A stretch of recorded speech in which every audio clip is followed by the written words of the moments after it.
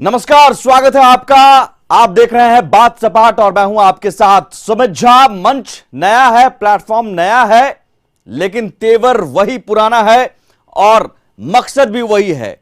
आपसे जुड़े मुद्दों को उठाने का मकसद, कोई एजेंडा नहीं, कोई प्रोपेगेंडा नहीं, किसी के साथ पक्षपात नहीं, सिर्फ आपकी बात होगी।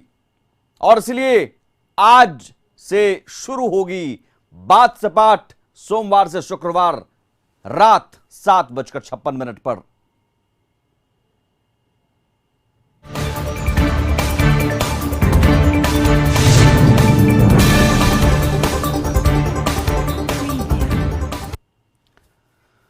तो बात सपाट में आज बात उन माननीयों की, सबसे पहले वो माननीय जिन्हें आप चुनकर भेजते हैं सदन में ताकि आपका सवाल उठाया जा सके, आपकी समस्याओं को रख सकें, आपकी आवाज को सदन में बुलंद कर सकें। लेकिन वही माननीय जब सदन में भजन कीर्तन और हो हंगामा करने लगे और सदन की कार्यवाही हंगामे की भेंट चढ़ जाए तो जनता की उम्मीदों को झटका लगता है। जरा इन 3 तस्वीरों को देखिए। और यह हंगामा तभी तक होता है जब तक सदन की कार्यवाही चलती है, फिर सब शांति। तो 4 दिन का हंगामा और फिर सभी शांति। आज से फिर सब कुछ शांत हो चुका है, लेकिन इस हंगामे के कारण जनता के सवाल इस हंगामे की शोर में दब गए। जरा इन 3 तस्वीरों को देखिए।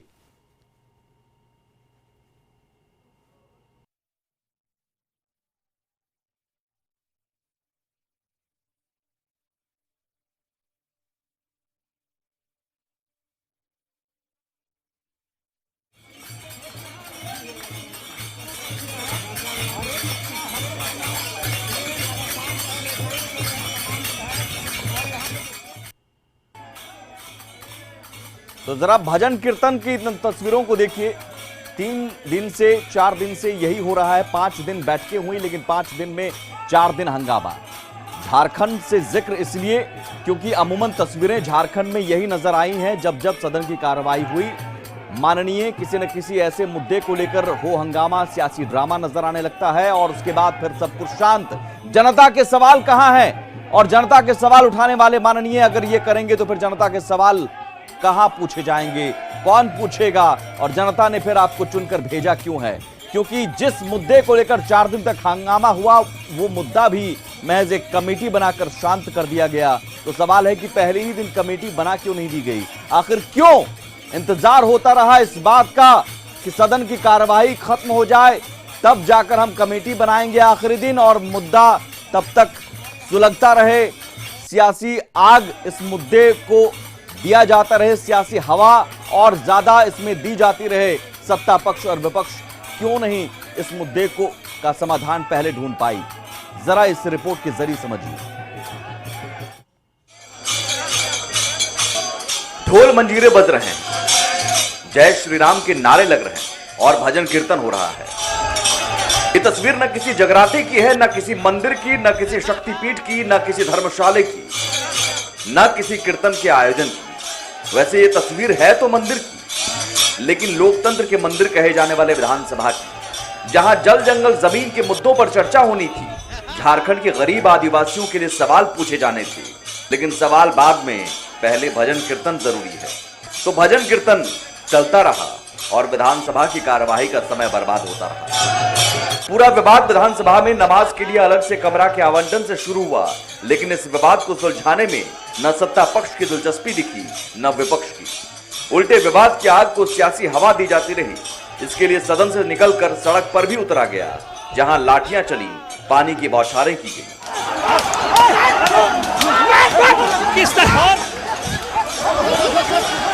लेकिन इस पानी की बौछार से विवाद की सियासी आग बुझी नहीं और सुलगती चली गई और विधानसभा की कार्यवाही हंगामे की भेंट चढ़ती रही। सत्र के आखिरी दिन भी विरोध और हंगामे से शुरुआत हुई। माथे पर काला गमछा लपेटे बीजेपी विधायक पहुंचे और हंगामा चलता रहा। काली पट्टी लगाकर पहुंचे बीजेपी विधायकों ने सदन के बाहर और हाउस के अंदर भी हंगामा किया, जिसकी वजह से सदन की कार्यवाही 12:45 तक स्थगित करनी पड़ी।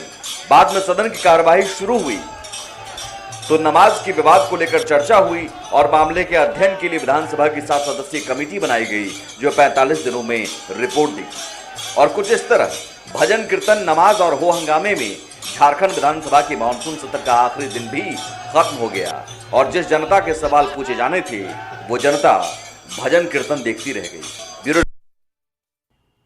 तो जनता भजन कीर्तन देखती रह गई और जनता के सवाल इस भजन कीर्तन के शोर में, धर्म से जुड़े सवालों के शोर में दब गए। और यह पहली बार नहीं हुआ है, लेकिन सवाल जब माननीयों से जुड़े होते हैं और सवाल जब माननीयों के वेतन से, विधायक फंड से जुड़े होते हैं तो फिर सब कुछ शांत हो जाता है। सत्ता पक्ष और विपक्ष एक सुर में सुर मिलाने लगते हैं। जनता के सवालों के बजाय हो हंगामा करने वाले और एक दूसरे से लड़ने वाले माननीय कैसे शांत हो जाते हैं, इसकी तस्वीर, इसकी बानगी दिखी जब विधायक फंड बढ़ाने को लेकर स्टीफन मरांडी ने प्रस्ताव दिया कि 4 करोड़ रुपए से बढ़ाकर 6 करोड़ रुपए कर दिया जाए। तुरंत सदन में शांति छा गई और मानो लगा कि कुछ विवाद है ही नहीं, कोई मुद्दा है ही नहीं। हो हंगामा शांत हो गया। सत्ता पक्ष और विपक्ष एक सुर में सुर मिलाने लगे। बाहर नीरा यादव निकली, विधायक हैं, पूर्व मंत्री हैं। उनसे हमारे झारखंड न्यूज कोऑर्डिनेटर मनोज ने पूछा कि भाई आप हंगामा अब तक करती रही, वेल में आकर सदन के बाहर जब बात विधायक फंड बढ़ाने की हुई तब शांत कैसे हो गए और इतनी शांति कैसे छा गई? आप सब एकजुट कैसे हो गए? जरा सुनिए कैसे वो बगले झांकने लगी। तरीके से विधायक निधि की बात सामने आई और उसके बाद सदन में शांति छा गई और कोई विरोध नहीं हुआ। इसको किस रूप में जनता देख रही है, आप बताइए। नहीं, देखिए, सबसे पहले तो हम इस बात को काटते हैं कि ऐसा नहीं कि माननीय हमारे वरिष्ठ सदस्य हैं, माननीय सामान्य विधायक हैं माननीय स्टीफन भैया, तो उन्होंने जब बात को रखा विधायक मत बढ़ाने का, उसके पीछे का कारण को देखिए। जब हम लोग पहले कार्य करते थे तो सवाल वो नहीं है कि विधायक मत के पीछे का कारण क्या है। सवाल ये है कि आज सुबह दोपहर तक बहुत सारे जन मुद्दे आ रहे थे, बहुत सारे सीनियर्स मेंबर जो है सवाल उठा रहे थे और विपक्ष जो है लगातार हंगामा कर रही थी, वेल में आकर के सुनाई नहीं दे रहा था। लेकिन जैसे ही विधायक मत की बात आई, पूरा सदन में सन्नाटा रह गया। कोई विपक्ष, किसी भी तरह की कोई मरमरिंग नहीं हुई। सारे लोग उनके साथ में खड़े नजर आए। देखिए, गलत निर्णयों का हमेशा विरोध होता है और गलत निर्णय कभी भी लिए जाएंगे तो उसका विरोध होगा। वो गलत निर्णय नहीं था, वो तो जनहित के लिए यहाँ पर मुद्दा उठाए थे। हम क्षेत्र की समस्याओं को लेके आते हैं, तो अगर विधायक मत बढ़ता है तो हम क्षेत्र में ज्यादा काम कर पाएंगे। तो हर सभी सामान्य यहाँ पर जितने भी जनप्रतिनिधि हैं, जितने भी सदस्यगण हैं, तो सभी चाहते हैं कि हम क्षेत्र में जाकर के काम करें। और जिस प्रकार से महंगाई बढ़ी है, ये पहले का बजट हुआ करता था, अभी का बजट के अनुसार पहले का जो बजट है उसमें आप देखेंगे तो पहले जो हम अगर 1 किलोमीटर रोड बनाने के कार्य करते थे, वो अब आधा किलोमीटर क्या, उसका 25% भी नहीं बना पाइएगा। तो निश्चित रूप से धीरे धीरे जिस प्रकार से महंगाई बढ़ रही है, जीएसटी उसमें आ रहा है और कई प्रकार के तकनीकी चीजें आ रही है, तो इसमें हमें लगता है कि वो विधायक मद को निश्चित रूप से बढ़ना चाहिए, ताकि हम क्षेत्र में लोगों को जो आश्वस्त करके आते हैं भाई कि आपके घर के सामने का रोड बना देंगे, नाली बना देंगे, तालाब बना देंगे, हम अन्नदाताओं को मजबूत करेंगे, महिलाओं को, हमारी बहनों को मजबूत करेंगे, तो वो तो सभी साकार होगा जब हमारे पास कुछ फंड रहेगा। तो इसलिए इसका हम समर्थन करते हैं। तो इस तरीके से देखते हैं कि जब बात विधायकों की आई तो विधायक मत बढ़ाने की बात आई तो सदन में कोई विरोध नहीं हुआ, शांति छा गई और सारे सत्ता पक्ष हो या विपक्ष हो एक मत से इस बात को लेकर के थे कि जो 4 करोड़ रुपया प्रतिवर्ष विधायक निधि है उसको बढ़ा करके 8 करोड़ रुपया कर दिया जाए। तो बात सपाट यह है कि जब विधायक फंड बढ़ाने की बात होती है, विधायकों के वेतन बढ़ाने की बात होती है, तो सभी एक सुर मिलाने लगते हैं, सब एकजुट हो जाते हैं। लेकिन जनता के सवाल पूछने का मौका होता है तो कोई ना कोई मुद्दा ऐसा ढूंढ लिया जाता है जिससे 4 दिन 5 दिन निपट जाए, हंगामा होता रहे और सब कुछ सियासी ड्रामा में लग जाए, कैमरे पर नजर आए, एक्शन और इमोशन भी, और फिर भाषाई मर्यादा को भी तोड़ दिया जाता है। भाषाई मर्यादा का भी ख्याल नहीं रखा जाता है। माननीय एक दूसरे पर वार पलटवार करने के लिए कैसे भाषाई मर्यादा तोड़ते हैं, इसकी भी वानगी इस सत्र में दिखी। बीजेपी विधायक और पूर्व मंत्री सीपी सिंह ने स्वास्थ्य मंत्री बन्ना गुप्ता को ऑटो एजेंट कहा था। इसका विरोध हुआ। क्या कहा था मैं सुनवाऊंगा, लेकिन उससे पहले जरा समझिए इन तस्वीरों के जरिए कि कैसे सियासी ड्रामा होता है। बन्ना गुप्ता अगले दिन आते हैं ऑटो से, क्योंकि सीपी सिंह ने उन्हें ऑटो एजेंट कहा था। सदन के अंदर इस तरह की भाषा का इस्तेमाल हुआ था और बन्ना गुप्ता कहते हैं कि बीजेपी आदिवासी, दलित, पिछड़ा और मुस्लिम विरोधी है। वही मंत्री बन्ना गुप्ता का कहना है कि इस तरह के बयान नहीं देने चाहिए और इस तरह के बयान अगर दिए हैं ऑटो एजेंट तो इसलिए हम ऑटो से पहुंचकर अपना विरोध दर्ज कराते हैं। जरा इन तस्वीरों को देखिए।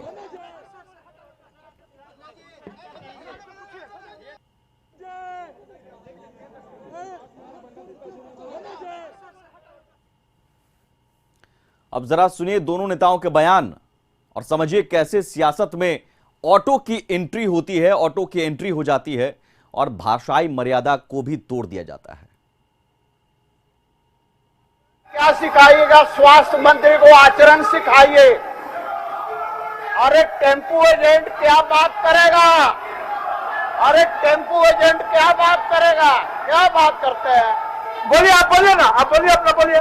क्या सब लोग बोले, आप बोलिए, बोलिए।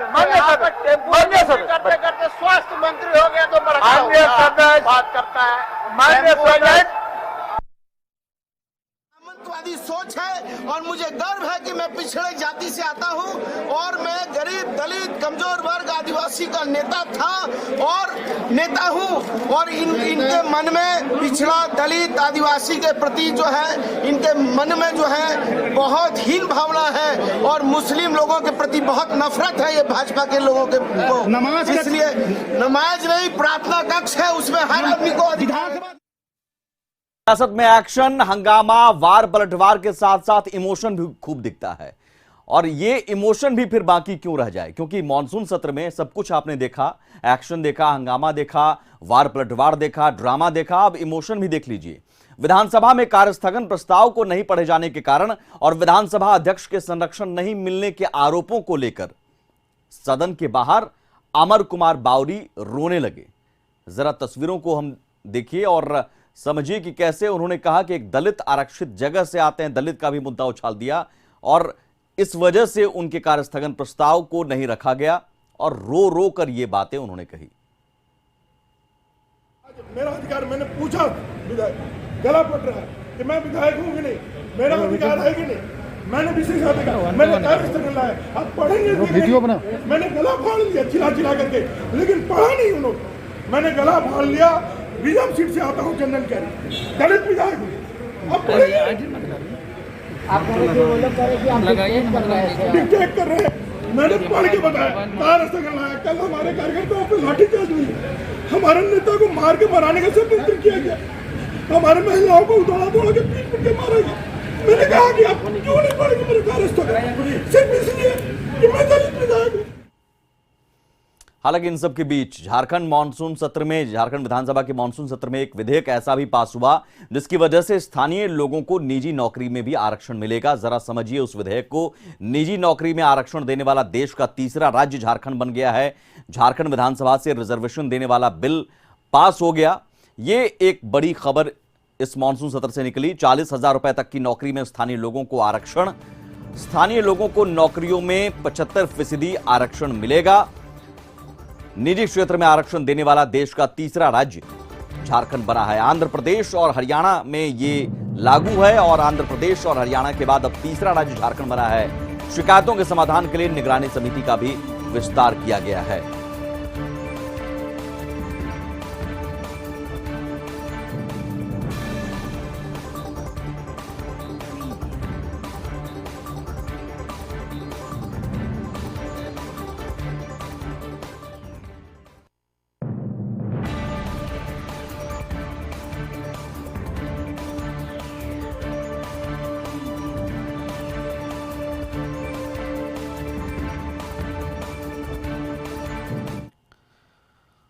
और बात सपाट यह है कि झारखंड विधानसभा की कार्यवाही खत्म हो गई, मानसून सत्र खत्म हो गया, लेकिन एक बात जरूर है कि अब तक झारखंड के गठन के बाद से जितनी भी कार्यवाही हुई, ज्यादातर सत्र हंगामे की भेंट चढ़ता रहा। चाहे वो सत्ता पक्ष में बीजेपी हो, सत्ता पक्ष में जेएमएम कांग्रेस हो, या फिर विपक्ष में अब बीजेपी है और सत्ता पक्ष में जेएमएम और हेमंत सोरेन हो।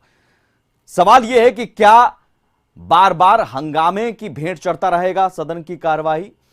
जरूरी यह है कि हंगामा ना हो, अगर वाद विवाद हो, सार्थक बहस हो तो जनता के सवालों को रखा जा सकता है, सही तरीके से जनता के सवालों का जवाब मिल सकता है, समस्याओं का समाधान मिल सकता है, बजाय इसके कि सियासी ड्रामा होता रहे, सियासी हंगामा होता रहे। बिहार का रुख करते हैं। चलिए, बिहार में जनता दल यूनाइटेड ने अपने संगठन में बड़ा बदलाव किया है। ललन सिंह अब आ गए हैं और ललन सिंह एक्शन में हैं। पार्टी के राष्ट्रीय अध्यक्ष ललन सिंह ने प्रदेश अध्यक्ष के साथ मिलकर बैठक की और सांगठनिक बदलाव करते हुए लोकसभा और विधानसभा प्रभारियों की व्यवस्था को खत्म कर दिया है। जेडीयू ने सभी जिलों में 2-2 प्रभारियों की नियुक्ति की है। पार्टी ने इसकी लिस्ट भी जारी कर दी है। जिला प्रभारियों को जिम्मेदारी दी गई है कि वो हर महीने तय समय पर अपने प्रभारी जिले का दौरा करेंगे और वहां संगठन के कामकाज की समीक्षा करेंगे। जिलों में समीक्षा के बाद प्रभारी फीडबैक के प्रदेश अध्यक्ष को देंगे और फिर यह राष्ट्रीय नेतृत्व तक जाएगा।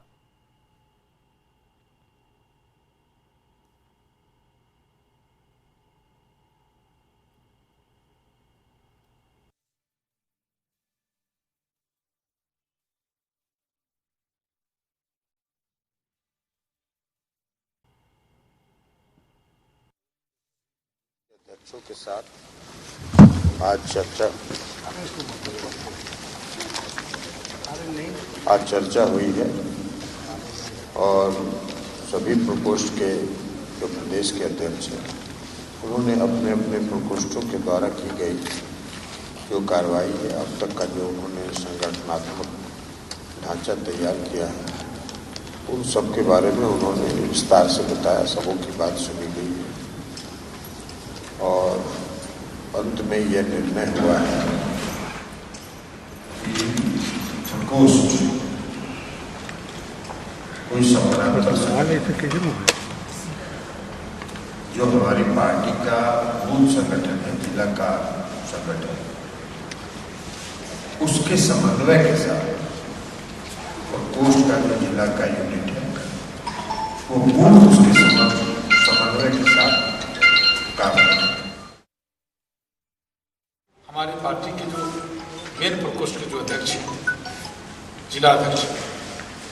जिलाध्यक्ष के नेतृत्व में जो जितने भी प्रकोष्ठ के प्रदेश अध्यक्ष उनको निर्देशित किया गया है, सभी लोग अपने अपने जिलाध्यक्ष को निर्देशित करते हैं कि मेन मूल जिलाध्यक्ष के नेतृत्व में संगठन को मजबूती के लिए, संगठन के विस्तार के लिए उनके नेतृत्व में काम करें। तो इसका मतलब यह है कि जिला अध्यक्ष को अब पावर मिल गया ज्यादा, जिला अध्यक्ष को ज्यादा शक्ति दी गई और सवाल दरअसल जिला अध्यक्ष को लेकर नहीं है। ललन सिंह अब जेडीयू अपने मुताबिक चलाना चाह रहे हैं और ललन सिंह के हाथों में कमान है। इससे पहले आरसीपी सिंह के हाथों में कमान थी। जाहिर है टीम लीडर अगर बदलता है तो वो अपनी टीम भी बदलता है। कई नए चेहरों को भी जगह दी गई है, कई चेहरों पर गाज भी गिरी है। हो सकता है आने वाले दिनों में सांगठनिक बड़ा फेरबदल भी हो। धनबाद का रुख करेंगे और धनबाद के जिला एवं सत्र न्यायाधीश उत्तम आनंद की मौत को 40 दिन हो गए हैं। सीबीआई के हाथ इस मामले में अब तक खाली हैं। सीबीआई जांच जरूर कर रही है लेकिन अब तक कोई सुराग नहीं मिले हैं। लिहाजा सीबीआई के स्पेशल सेल ने न्यायाधीश की मौत से संबंधित जानकारी देने वालों के लिए अब 10 लाख रुपए इनाम की घोषणा कर दी है। आपको बता दें कि इससे पहले 16 अगस्त को 5 लाख के इनाम की घोषणा की गई थी। सीबीआई ने शहर के सभी चौक चौराहों पर पोस्टर लगाकर लोगों से अपील की है कि अगर कोई व्यक्ति न्यायाधीश के हत्यारों या उससे संबंधित कोई भी जानकारी रखता हो तो वो सीबीआई स्पेशल क्राइम ब्रांच को जानकारी दे सकता है। जानकारी देने वालों को सीबीआई 10 लाख का इनाम देगी। दरअसल 28 जुलाई को न्यायाधीश उत्तम आनंद घर से सुबह 5 बजे के लगभग मॉर्निंग वॉक के लिए निकले थे। घर वापस नहीं लौटे। पत्नी कीर्ति सिन्हा ने रजिस्ट्रार को फोन कर इसकी सूचना दी और फिर रजिस्ट्रार ने मामले की सूचना एसएसपी धनबाद को दी, जिसके बाद पुलिस महकमा न्यायाधीश को ढूंढने में लगा और थोड़ी देर में जो फुटेज सामने आया, रणधीर वर्मा चौक के पास घायल मिले और उसके बाद फुटेज जो सामने आया उसमें पता चला कि ऑटो ने उन्हें टक्कर मारी थी और यह संदिग्ध मौत हुई है, जिसके बाद अब सीबीआई जांच कर रही है।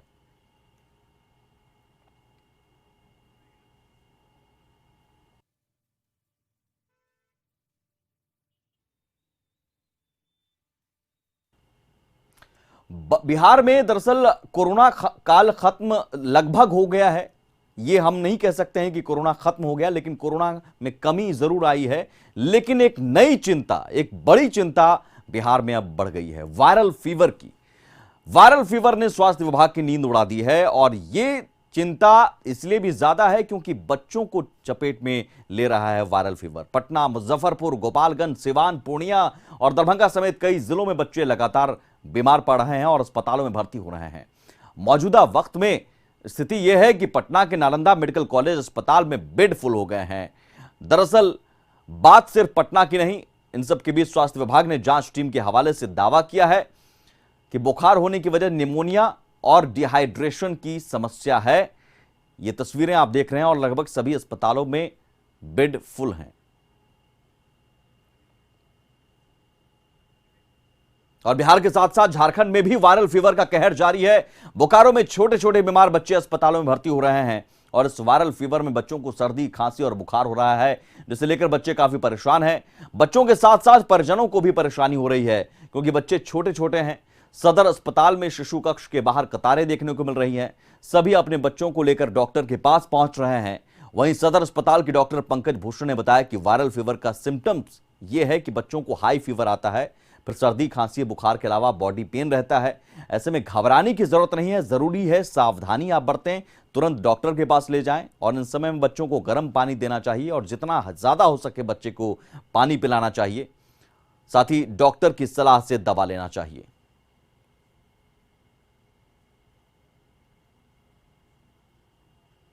क्या मेमोरियल में संजय सिंह को दिखाया था तो वो निमोनिया के लक्षण बोल के वो एडमिट करने के लिए बोला है, तो मेरे पास उतना पैसा नहीं होने के कारण मैं इधर आया। नहीं, बच्चों को ये वायरल फीवर हो रहा है, सोशल डिस्टेंसिंग सबसे ज़रूरी है जो कि यहाँ बिल्कुल नहीं है। और दूसरा है क्या है कि पानी खूब पीना है। ये जो कोविड बच्चों को जो कोविड होने की संभावना है, अभी तो वायरल फीवर है, ये तो हर साल आता है। डायरिया, चाहे बुखार, सर्दी, खांसी हर साल आता है।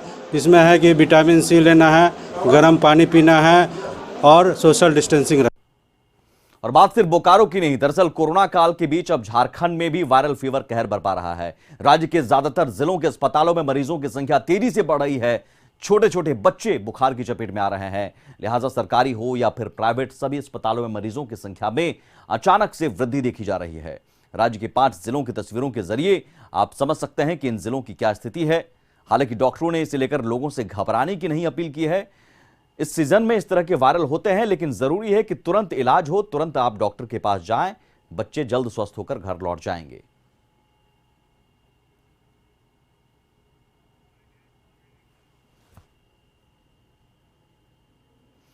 और बात सपाट में आखिर में तस्वीर, एक खास तस्वीर, दरअसल पंचायत चुनाव बिहार में हो रहे हैं और पंचायत चुनाव में कई रंग देखने को मिल रहा है और इसमें सबसे ज्यादा चर्चा युवा वर्ग की हो रही है, जो कि सरकार में अपनी हिस्सेदारी पाने के लिए हर संभव कोशिश कर रहे हैं।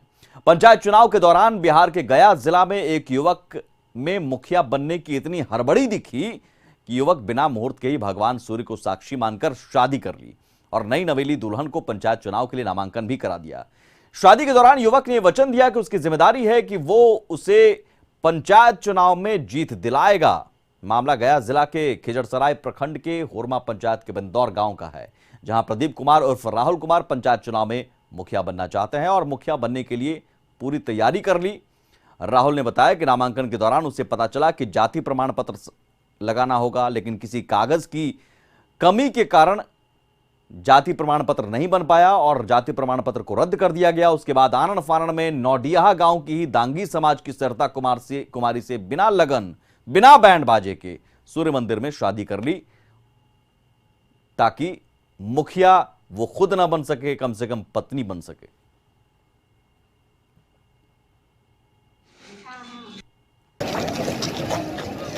किया गया था, इसलिए हम दोनों शादी की। नॉमिनेशन कराने आए हैं। जोर से बोलो। मुखिया पद के लिए। कौन सा गांव? पंचायत। होरमा पंचायत।